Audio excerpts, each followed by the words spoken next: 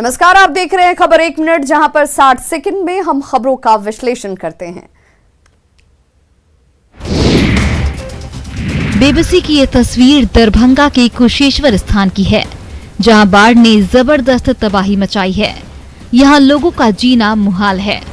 कुशेश्वर स्थान के पूर्वी प्रखंड के अकान गांव की ये तस्वीरें देखिए, जहां खेलने के दौरान एक बच्चा गिर गया और उसका पैर टूट गया।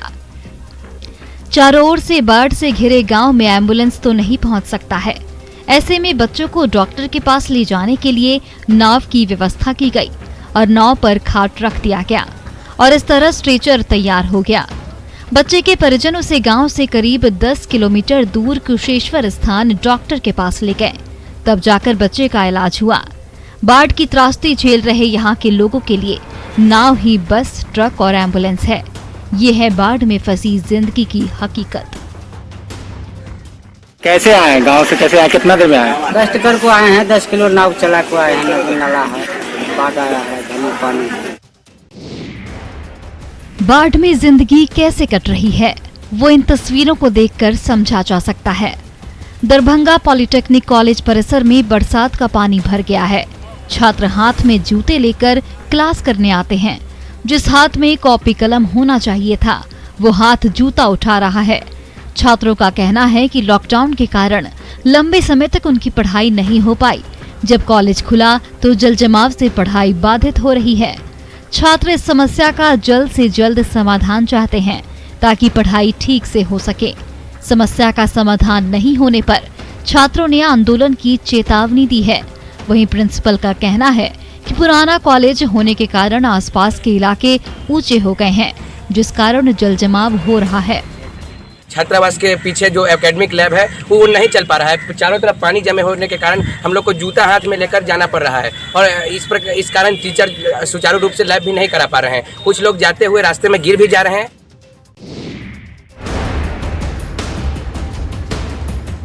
सहरसा में कोसी नदी का कहर जारी है। जलस्तर में बढ़ोतरी के बाद केतली पंचायत के लोग परेशान हैं।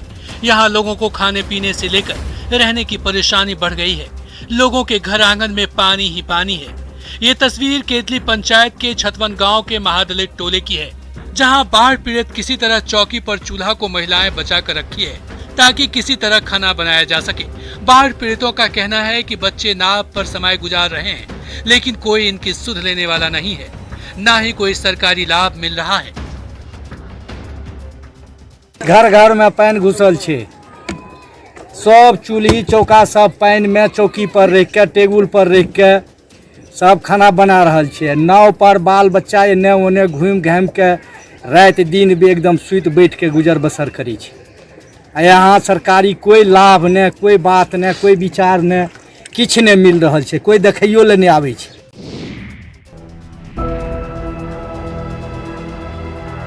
अररिया शहर के बीचों बीच बहने वाली कोसी पर अवैध अतिक्रमण की वजह से नदी की धारा अवरुद्ध हो गई है। तस्वीरों में देखिए किस तरह नदी के संक्रमण क्षेत्र में मदरसा और बिल्डिंग बन गई है, जिससे नदी की धारा अवरुद्ध हो गई है और इससे नदी में शहर के डूबने का खतरा मंडराने लगा है। नदी के अतिक्रमण की वजह से ही 2017 में पूरा शहर डूब गया था, लेकिन लोग इससे सबक सीखने के लिए तैयार नहीं है। भूमाफिया नदी की जमीन पर कब्जा करके उसे बेच रहे हैं और उस पर ऊंची ऊंची इमारतें बनाई जा रही है। सरकारी मदरसा भी है क्या? हाँ, सरकारी मदरसा है। तो ये सरकारी मदरसा यहाँ कैसे बन गया? अब लोग मदरसा के लिए रिक्वायर किए, जमीन रिक्वायर करके वहाँ बना लिए, जबकि वहाँ पर अभी 160 फीट नाला का जमीन है। उसके बाद 15 दूनी 30 फीट रोड है और अभी तक कोई काम नहीं हो रहा है। अगर नाला बन जाता, रोड बन जाता तो किसी को दिक्कत नहीं होता।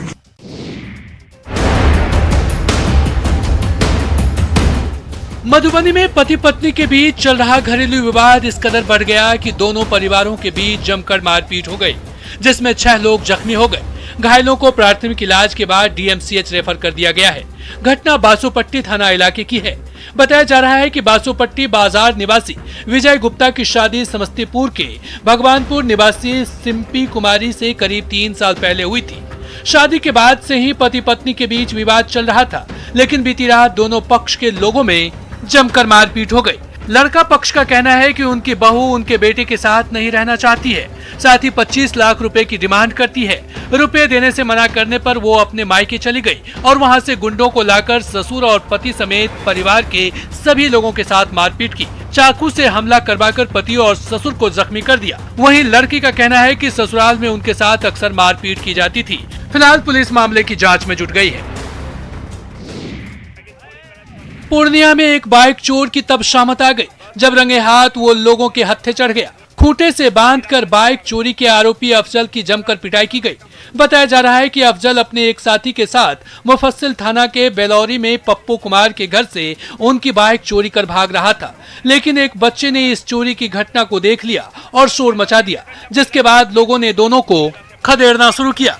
अफजल पकड़ा गया, लेकिन उसका साथी फरार हो गया। बाइक चोरी की बढ़ती वारदातों के बाद जब रंगे हाथ एक बाइक चोर लोगों के हत्थे चढ़ गया तो समझा जा सकता है कि लोगों का गुस्सा किस कदर फूट पड़ा होगा। बाइक चोर के आरोपी अफजल की शामत आ गई और उसे जमकर खूंटे से बांधकर पीटा गया। खबर मिलने के बाद मौके पर पुलिस पहुंची और आरोपी को भेड़ के चंगुल से छुड़ाकर थाने लाई। अफजल के पास से मास्टर चाबी और एक मोबाइल बरामद किया गया है। बच्चा देखा गाड़ी ले जाते हुए इसको। अच्छा। तो बच्चा जाकर के हमको बोली कि चाचा आपका गाड़ी लेके देखिए ना कि भाग रहा है। अच्छा। तो हम बाहर आए तो हल्ला किए तो ये मेरा गाड़ी रोड पर छोड़ कर। बेगूसराय में दूध कम देने को लेकर हुए विवाद में दो पक्षों के बीच जमकर फायरिंग की गई। इस घटना में एक पक्ष के 2 लोगों को जबकि दूसरे पक्ष की एक महिला को गोली लगी है। घटना नीमा चांदपुरा थाना क्षेत्र के चांदपुरा गांव की है। बताया जाता है कि चांदपुरा निवासी संदीप कुमार गांव के ही सुधीर सिंह से दूध लेता था। इसी दूध को कम देने को लेकर शिकायत की गई तो दोनों के बीच विवाद हो गया। आरोप है कि सुधीर सिंह की तरफ से फायरिंग की गई, जिसमें संदीप सिंह को 2 गोली लगी। वहीं उनके भाई मिट्ठू को हाथ में 1 गोली लगी है। दूसरी ओर संदीप सिंह की तरफ से भी फायरिंग की गई, जिसमें सुधीर सिंह की बेटी सोनाली कुमारी को पैर में गोली लगी। घटना के बाद तीनों घायल को इलाज के लिए बेगूसराय के निजी अस्पताल में भर्ती कराया गया। मेरे भाई को बदरमती हुआ लेके फिर आज हमको मेरे भाई को मारा। हम गए छोड़ने के लिए, हमको देख लीजिए। घटना की सूचना पर सदर एसडीपीओ दलबल के साथ मौके पर पहुंचे और कार्रवाई करते हुए दोनों तरफ से 6 लोगों को हिरासत में लिया।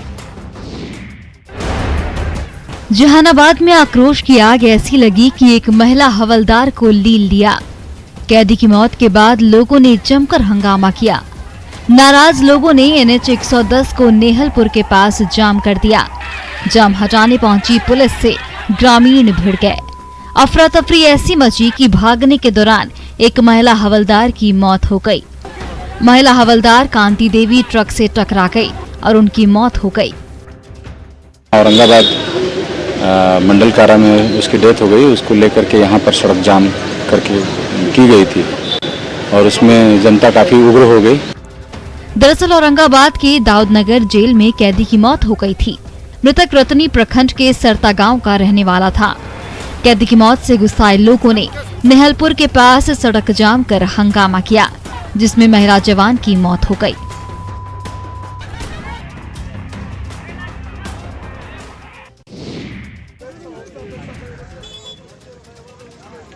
गया में एक दर्दनाक सड़क हादसे में कार सवार सभी 7 युवकों की मौत हो गई। सभी लोग झारखंड के हंटरगंज से इनोवा कार से गया लौट रहे थे। तभी डोभा थाना क्षेत्र के डोब चतरा सड़क मार्ग के कंजियार गांव के पास कार सामने से आ रहे तेज रफ्तार हाईवे से टकरा गई। इस हादसे में इनोवा कार में सवार सभी 7 लोगों की दर्दनाक मौत हो गई। वहीं इनोवा चालक गाड़ी छोड़कर फरार हो गया। टक्कर इतनी जबरदस्त थी कि सभी के शव इनोवा कार में ही बुरी तरह फंस गए थे, जिसे पुलिस और स्थानीय लोगों ने कड़ी मशक्कत के बाद शव को बाहर निकाला। सभी मृतक गया जिले के रहने वाले हैं। हम लोग देखे कि चूंकि सामने डैश किया है, वो नहीं सामने डैश किया है, पर कच्चा उड़ गया है 4 व्हीलर का, कुछ नहीं बचा उसके अंदर। आप जाकर देख लेंगे पता चलेगा। पुलिस क्या कार्रवाई कर रही है सर? पुलिस कार्रवाई जो विधि सम्मत कार्रवाई है कर रही है। अभी हम लोग पोस्टमार्टम कराएंगे, जो इसके बाद होगा FIR करेंगे। ड्राइवर भाग चुका है, डंपर हम लोग।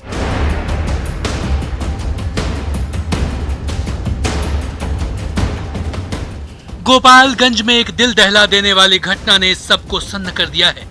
यहाँ एक मां अपने 4 बच्चों के साथ तालाब में छलांग लगा दी।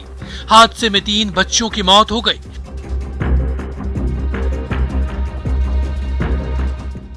वहीं एक बच्ची और उसकी मां को तालाब से निकाला गया।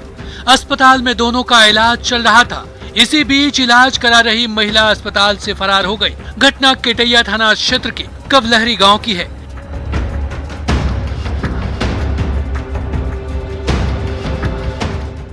महिला का नाम जहां नूर बताया जा रहा है, वहीं पति का नाम असलम है।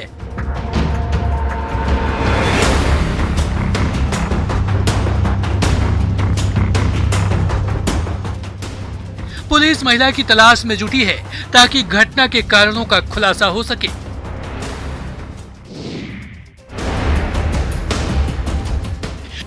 गढ़वा में चिनिया थाना क्षेत्र के डोब में रेप के बाद एक महिला की हत्या का मामला तुल पकड़ता जा रहा है। जिले के सभी प्रखंड के आदिम जनजाति के लोगों ने इस मामले को लेकर शांतिपूर्ण तरीके से थाने का घेराव किया। आदिवासी आए हैं उठल ललकार पूर्वज हो गए तैयार। साथ ही रेप के बाद महिला की हत्या के आरोपियों की अविलंब गिरफ्तारी कर फांसी की सजा देने की मांग की। अमित मंडल हमारे साथ में हम मतलब पुलिस संज्ञान नहीं ली है, तो शायद आप उस सबसे मतलब दूर हैं। करीब 3 घंटे तक शांतिपूर्ण तरीके से थाने का घेराव के बाद प्रदर्शनकारियों ने अधिकारियों के सामने अपना पक्ष रखा।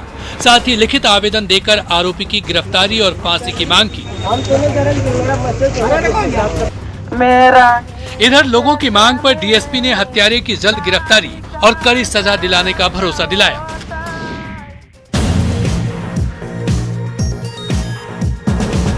बिहार में विधानमंडल का मानसून सत्र 26 जुलाई से शुरू हो रहा है। मानसून सत्र को लेकर बिहार विधानसभा और बिहार विधान परिषद दोनों जगह इसकी तैयारियां भी शुरू हो गई है।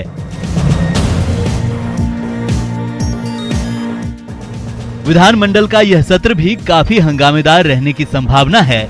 मानसून सत्र को लेकर सुरक्षा के पुख्ता इंतजाम किए गए हैं। जवानों को विशेष ट्रेनिंग दी जा रही है।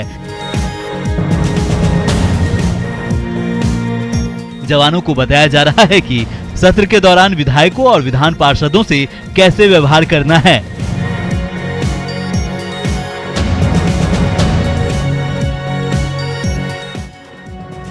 बता दें कि बजट सत्र के दौरान सुरक्षा कर्मियों के व्यवहार को लेकर विपक्ष सवाल उठा रहा है। इस बार बिहार विधानमंडल का मानसून सत्र 5 दिनों का होगा।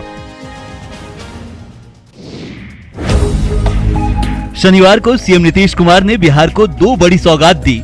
सीएम ने ग्रामीण इलाके के लिए 350 एम्बुलेंस की चाबी ड्राइवरों को दी। इस मौके पर उप मुख्यमंत्री रेणु देवी, परिवहन मंत्री शीला कुमारी भी मौजूद रहीं। मुख्यमंत्री ने कहा कि ग्राम परिवहन योजना के अंतर्गत एम्बुलेंस सेवा शुरू होने से ग्रामीण इलाकों में लोगों को इसका लाभ मिलेगा।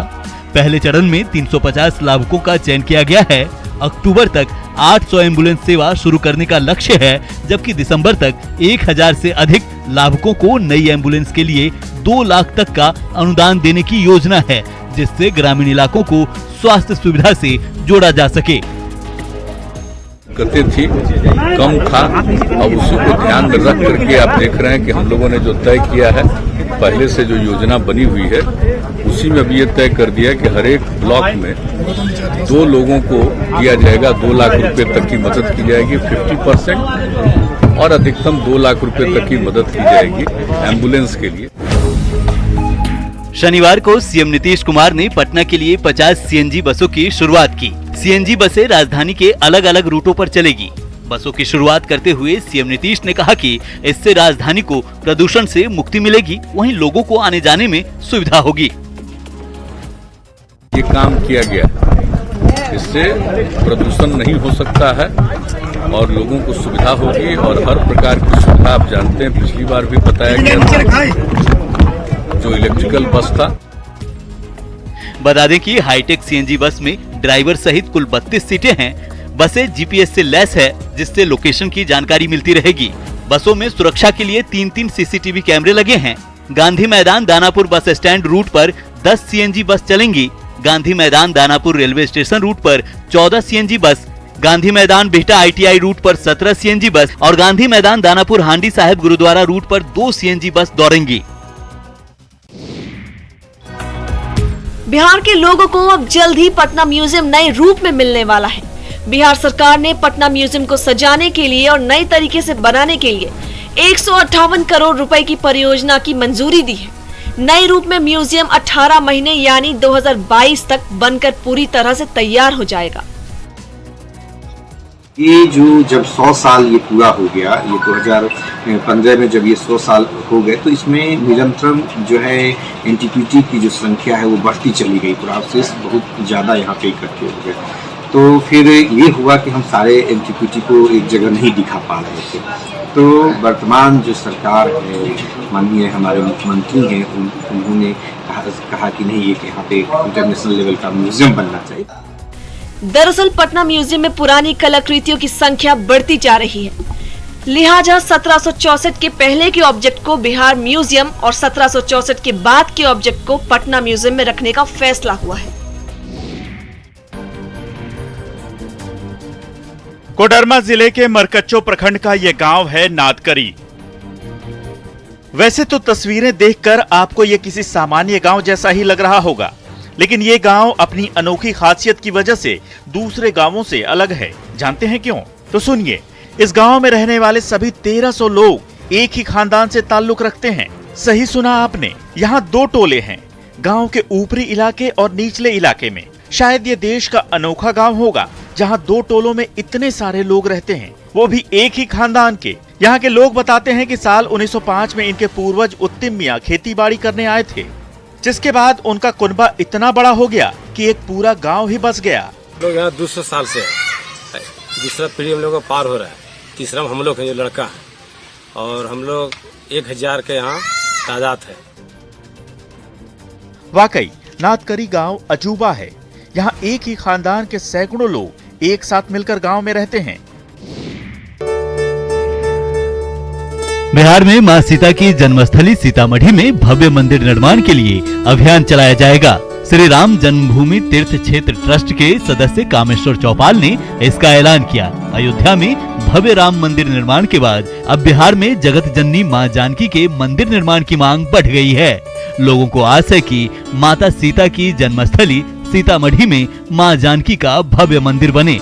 इसके लिए जन जागरण अभियान चलाया जाएगा। हालांकि लोगों को उम्मीद है कि जिस तरह से माता सीता की पवित्र भूमि को राम सर्किट से जोड़ा जा रहा है, उसी तरह मंदिर बनाने की भी कोशिश होगी। जानकी मंदिर पुनौरा धाम के महंत का कहना है कि सीतामढ़ी में मंदिर जल्द से जल्द बनना चाहिए। राम जी का मंदिर बन रहा है, फिर बाद में अब ये जानकी जी का भी जो गोद जो है जानकी जन्म कुंड पुण्यारायण पुनौरा धाम, इसका भी जो उद्धार हो जाएगा, जुगल हो जाएंगे। देवघर में श्रावणी मेला पर सरकार की ओर से रोक लगा दी गई है। ऐसे में जिला प्रशासन अब यहाँ की व्यवस्था को दुरुस्त करने में जुट चुका है। एसडीओ ने बाबा मंदिर के जवानों और अधिकारियों के साथ शिवगंगा और मंदिरों के चारों ओर दरवाजों का जायजा लिया, साथ ही बैरिकेडिंग के काम को भी तेज करने का आदेश दिया। उन्होंने कहा कि शिवगंगा में अधिक लोग स्नान कर रहे हैं, जिससे महामारी फैलने की आशंका जताई जा रही है। ऐसे में इसकी बैरिकेडिंग कर दी गई है और बाकी काम 2 से 3 दिनों में पूरा कर लिया जाएगा। प्रशासन की कोशिश ये है कि लोगों को पहली बात तो सूचित करें कि मंदिर बंद है, ताकि ऐसी स्थिति उत्पन्न ना हो कि वो यहाँ पे आएँ। तो इसके लिए हम काफ़ी कुछ कर रहे हैं। जानकारी के लिए हमने होर्डिंग्स बॉर्डर एरियाज में लगाए हैं। दरअसल कोरोना की तीसरी लहर की आशंका जताई जा रही है। कई देशों में मामले फिर से बढ़ने शुरू हो चुके हैं। ऐसे में एहतियात बेहद जरूरी है। मुजफ्फरपुर में बाबा गरीबनाथ धाम में इस बार भी श्रावणी मेले पर रोक लगी हुई है। कोरोना के चलते लगातार दूसरे दिन मेले पर रोक लगने की वजह से न सिर्फ मंदिर प्रशासन और पुजारी परेशान हैं, बल्कि मंदिर से जुड़े लोगों के कारोबार पर भी बुरा असर पड़ा है।